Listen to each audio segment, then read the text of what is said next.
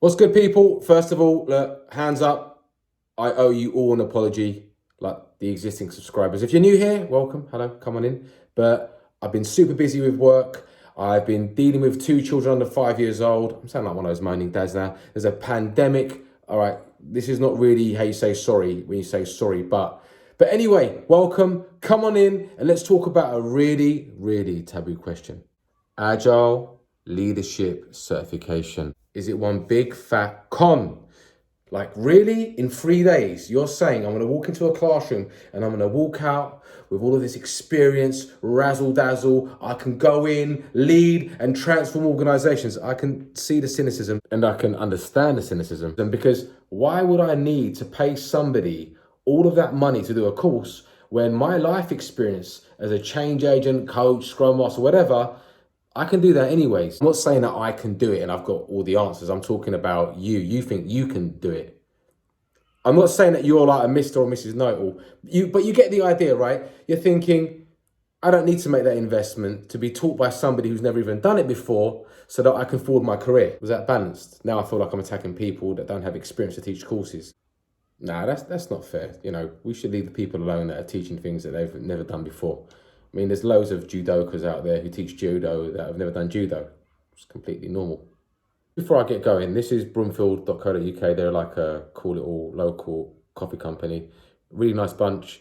I like to support local businesses. This is some sort of Colombian, smooth, stone fruit, praline, or is it praline, one or the other. But yeah, check them out, subscribe to their stuff.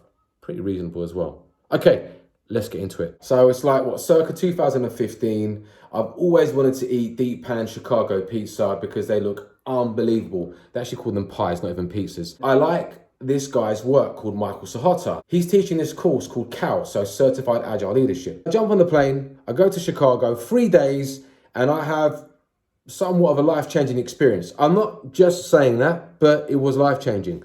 Let me unpack it a bit. So we start the 3 days, and the general premise around is engagement. If people are engaged and change is done to them, not with them, that can really impede or impact your ability to transform, whether that's an individual, a team, a department.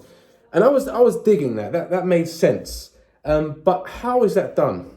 So what I really liked was Michael introduced culture, but not just as a fluffy concept. He was doing it through speaking to models. So like the Schneider model, and also some of his own models that he created. Some examples would be, let's say a company is all about control, predictability, status, hierarchy.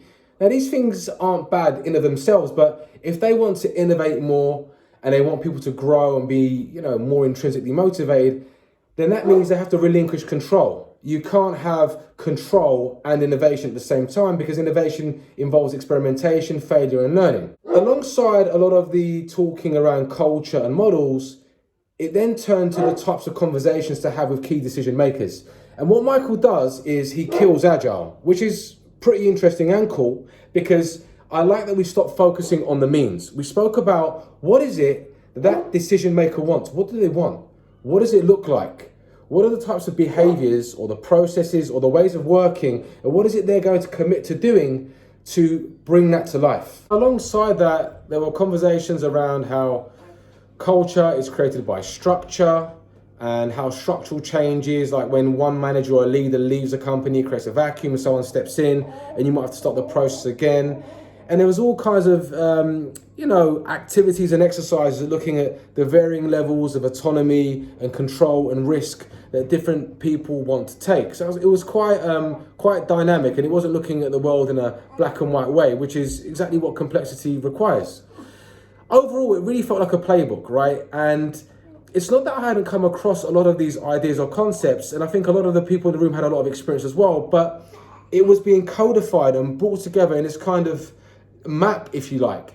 And that really was an epiphany for me, whereby it all started to kind of connect together and just clarify some of my thinking. Lots of other cool things on this course. What really stuck out, as you know, most courses are the learning and the sharing of the people in the class, absolutely.